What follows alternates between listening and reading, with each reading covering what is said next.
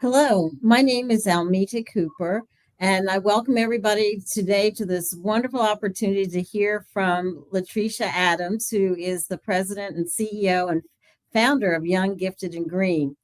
I'm with Moms Clean Air Force, and Moms is an organization of 1.5 million moms, dads, and caregivers, and we're united in advocating for clean air and children's health. And part of that focus is on maternal and child health and all of the impacts on these two groups, which are often among the most vulnerable when it comes to the impacts of air pollution, plastics, and extreme heat. And today we are really lucky to have my good friend and colleague, LaTricea, who is an expert in all of these areas and has really been focused on maternal health and the impacts of climate. So, LaTricea, I'm going to let you introduce yourself to our audience, and I hope you will share with them about Young, Gifted, and Green and about your journey to becoming an environmental justice expert. Yeah, well, first, thank you so much for this opportunity to join. Mom's Clean Air Force has been a champion with Young, Gifted, and Green pretty much since our inception. So, really excited to be here, especially with you. I'll meet a champion and a hero in this work. But how I got started with my journey to environmental justice actually started with the Flint water crisis. So once upon a time, before I entered into the field of environmental justice, I served as a K through 12 educator. In fact, I was a K through 12 educator for about 16 years. And so while there are a myriad of things that hurt us, particularly Black communities, communities that experience economic distress, but it was something that really just did not sit well in my spirit around what was going on with the Flint water crisis. And also at that time, and who could have enough time as an educator? But I also served at that time vice president of Thursday Network with the Greater Washington Urban League, which is a young professionals auxiliary chapter. And so in millennial fashion, even though we are not the youngest anymore out of the bunch, um, we really felt like some of our historical civil rights organizations, particularly during that time, didn't have the strongest advocacy aspect of their work surrounding environmental justice. And so the first thing that we did is we organized a water donation drive, but we learned pretty quickly that that was really putting a band-aid on a huge issue. It was the policy issues, the disinvestment that had existed for decades, and largely not just in Flint, Michigan, but the Flint water crisis for me opened up Pandora's box about a myriad of lead issues, not even just in water, but in consumer products and lead paint. And so that work really expanded very quickly. So we went from still focusing on issues surrounding the Flint water crisis, but even thinking about some of the work that led us to our nation's capital, where there were issues for decades surrounding drinking water. In the city of Baltimore, which has fought with battles of lead paint for decades, for years. And so, because of that undying passion and dedication to children and families, while I'm still not in the classroom, I carry that with me. And that really is what keeps me going. And I think really gives me a unique perspective being in the environmental justice space, including, and I'll round up here, one of the things that I am most proud of, besides being an educator, is having an opportunity to serve as the youngest African American woman to serve on the White House Environmental Justice Advisory Council with the Biden Harris administration. It was a once in a lifetime opportunity. And what I find to be really incredible is the intersectionality of the experts that were part of that council. Me also being the youngest Black woman, but being the only K through 12 educator as well. Teachers matter in this work, and I think has really influenced this journey that continues on, right? Because we still haven't reached justice yet. Right. It's really been helpful. LaTricea, just for our audience, because not everyone is familiar with the work that you are doing as the youngest woman on the council, could you just very briefly say what the council did? And also, as I recall, there were some amazing leaders in the environmental justice movement who are also on the council with you. Yeah, so I definitely want to acknowledge the heroes, the one and only the father of the EJ movement, Dr. Robert Bullard, also working aside the legendary Dr. Beverly Wright, who I am so honored to call my mentor, as well as Ms. Shepherd, co-founder of We Act. We're talking about the people that we read about in books, right? Have an Right, opportunity to work with them. It still kind of gives me chills to think about that. But some of the accomplishments of WeJack is I'm going to lift this one up because it's so near and dear to me. One of the biggest things from day one that I advocated for was a focus on birth outcomes and maternal health. There are oftentimes a bit of a disconnect hmm, between the two, also as it relates to children's health. But a key thing to note that we reflected in many of our recommendations is when we talk about children's health, we can't talk about children's health without talking about neonatal health, right? About the right. whole process of development. And so WeJack released several recommendation reports with, for example, with Justice 40. That was one of our first tasks to support the definition of what Justice 40 was, as well as really providing a framework for the administration to really be thoughtful about how do you incorporate environmental justice from a whole government perspective. So some Right. of those agencies that had never really thought about environmental justice and how it touches their work, we had an opportunity to advise, as everyday community members, then also experts in the environmental justice field, where you saw a lot of transition and transformation in those respective agencies around what it looks like when you truly keep humanity, environment at the core of the operations of our government agencies. And the last thing I would say, in October of 2024, after many, many fights, um, I think about EPA actually did release some of their health indicators, and birth outcomes were one of those. So when we think about how that impacts policy, how Mhm. greater of a world it would be, right? If we would think about children's health, maternal health when we make policy decisions. And so I think that with WeJack, we were able to set the foundation for that. Well, while you're talking about birth outcomes, and when one thinks about maternal health and child health and the statistics in this country, as I understand it, in general, for an industrialized nation, we have some of the worst statistics in terms of outcomes globally. But in particular, I would think our audience would benefit from you talking about some of the statistics that indicate the disproportionate burden on women of color, particularly Black women, and the birth outcomes of their children. Could you comment on that? And also, I believe that your organization was very active in recognizing Black Maternal Health Week just a couple of weeks ago. Yeah. So, unfortunately, there is a direct connection between environmental pollutants and pregnancy. The very first time that I learned very closely and deeply about that connection, again, I want to uplift the Flint water crisis. So, exposure to lead in all of its forms has some really insidious impacts on pregnancy, ranging from the most traumatic with infant mortality, even maternal mortality, endometriosis, even having trouble conceiving down Mhm. the line. But even more than that, I think about where I'm from. Even though I'm a huge advocate for Flint, Michigan, I'm actually born and raised in Memphis, Tennessee, where we have a lot of good barbecue, but we have a lot of pollution, particularly in the community where I grew up, or where my family grew up in South Memphis. It's in the middle.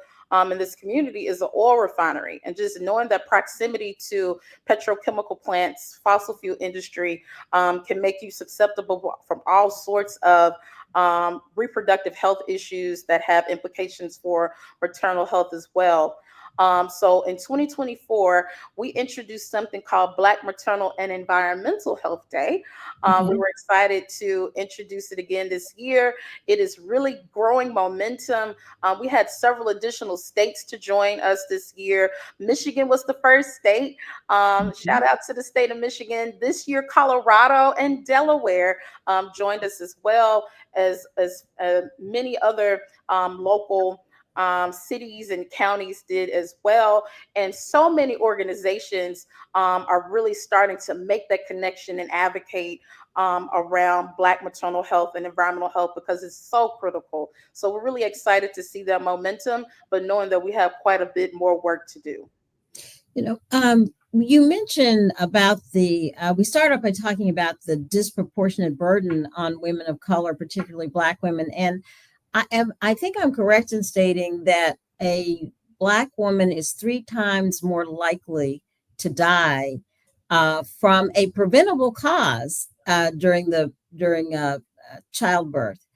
And also, because we're focused on air pollution and plastics and extreme heat, my understanding, and you may want to share with our audience, that all three of these areas of impact harm women who are pregnant in particular and their children, and especially women who are close to, as you mentioned, petroleum plants, facilities, soot, particle 2.5, or extreme heat can also cause severe injury to a pregnant woman. Could you speak to either an example or maybe some of the things that you highlighted during Black Maternal Health Week? Yeah, so I'll speak briefly about the implications for air pollution. So when we think about air pollution, everything that you bring in, not just food, but also the air that you breathe, goes right to that growing baby. And Mhm. so, if you live in a community that is inundated with severe pollution, that definitely has detrimental impacts for that growing child. One of the biggest ones is around miscarriage. Mhm. So when you look at miscarriage rates or infant mortality, particularly in communities that are within a 5 mile radius of um, either fossil fuel industries or other toxic facilities. So not just the fossil fuel industry, but also Mhm. think about the implication for chemicals. You start to see a correlation. The more exposure that you have to these toxins in the air, it makes you more at risk for losing your baby, right? And then, Mhm. in addition to that, and I can say this because this is very personal. So, another issue that is very pervasive with Black women is around fibroids, where it's almost just like just known with the amount, the sheer immensity of how many women, Black women, experience fibroids, and it is a higher risk if women grow up or live near a fossil fuel industry makes you more predisposed to fibroids. Also, some of the chemicals that we use in everyday products have implications for reproductive health that impact maternal health as well. So it's so many things that are preventable. We know that these things exist. So it's really important to move beyond just awareness, but really starting to see implications at the policy level from regulations. And again, keeping maternal health, children's health at the core of that. If we want to preserve life, right, Mhm. then we need to start with the womb. And it's important that we create a cleaner environment so that we can have healthier births, especially for those people who are the most vulnerable, which is Black women and Latino women and Indigenous women as well. Well, one of the things I was thinking about as you were talking is the fact that a lot of people don't know that small children and infants are harmed, particularly because they have a higher rate of respiration. And so that polluted air or extreme heat affects them even more quickly than it would affect an adult. The other thing that crossed my mind, and I don't know if this is some of the information that you were discussing during Black Maternal Health Week, but another problem for many people who are in under-resourced communities is that you can have air pollution, plastic, extreme heat related problems during your pregnancy. But if you don't have good access to care, or if you don't get medical care until slightly before, close to the time that you give birth, so the lack of prenatal care can also exacerbate all of those problems because it's not detected early enough so that you can get the care you need to mitigate whatever those harms may be. When in the course of Black Maternal Health Week, did what were the takeaways that you found in terms of the programs that you did related to Black Maternal Health Week? Yeah, so I think one of the things that is always surprising but rewarding at the same time is Mhm, people really don't know, right? Like they really are just really taken aback from the facts. And so I think where we get a lot of engagement is on social media. That's where we have our biggest reach. And mhm, so people, in the comments, on posts, because we were very heavy in rotation on the posts. mhm, This year, we focus on people who work from a different perspective in maternal health. So, with doulas, from clinicians, mhm, from traditional medical professionals, but then as well as people who are public health researchers, right? And just mhm, hearing about the intersection of Black maternal health and environment from these different perspectives, you got to hear about different things. So I'm glad that you mentioned like just the accessibility with healthcare. mhm, One of the things that we lifted up this past Black Maternal Health and Black Maternal and Environmental Health Day was around the intersection with food justice or lack thereof. mhm, So, in many instances, particularly with women of color, not only do they live in predominantly very heavily polluted areas, they also live in food deserts, and they live in communities that literally don't have access to like maternity wards, like places where you can give birth. So a really big example, I think about east of the river in Washington, D.C., our nation's capital, mhm. where they're still fighting for literally access to have um, a decent and humane place to give birth, right? Right. Also surrounded by, a food swamp where you have all sorts of unhealthy foods. So all of these things are interconnected. And I think that with having a Black Maternal and Environmental Health Day, it really helps people to connect the dots. And Mhm. hopefully they went, each one teach one, right? So Right. with the awareness, hoping that they can use their respective platforms to really inform and evoke change within their respective networks, movements, and work for social justice. Well, one of the things that struck me as you were speaking, LaTricea, is that next week on May 8th, 2025, Moms is hosting a forum on maternal and child health in a dangerous climate, the impact of air pollution, plastics, and extreme heat on women of color. And I'm excited to know that you're going to be present at that forum and share your knowledge and expertise. Um, as you think about attending a forum such as the one that we're hosting, what comes to mind, or what, as a person who's already knowledgeable, what gives you the impetus to attend our forum? Yeah, so this work is very personal. For me, still, like I mentioned earlier, like I was 34 when I found out that I had fibroids and an ovarian cyst. It's Mhm, not lost on me that where I grew up is right by the airport, all sorts of air pollutants. The thing about mhm, my mom that had lifelong reproductive health issues, as well as my grandmother, this is intergenerational.